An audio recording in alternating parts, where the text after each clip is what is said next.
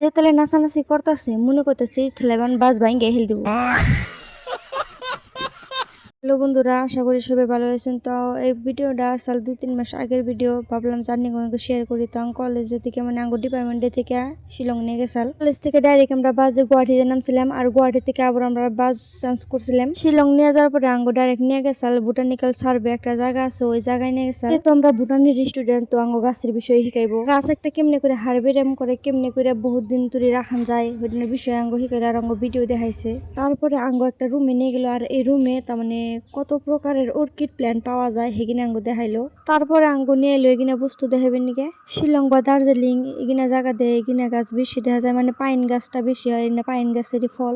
আর এগিনা দিয়ে বহুত সুন্দর সুন্দর বস্তু বানিয়ে অনেকের মানুষ বিক্রি করে।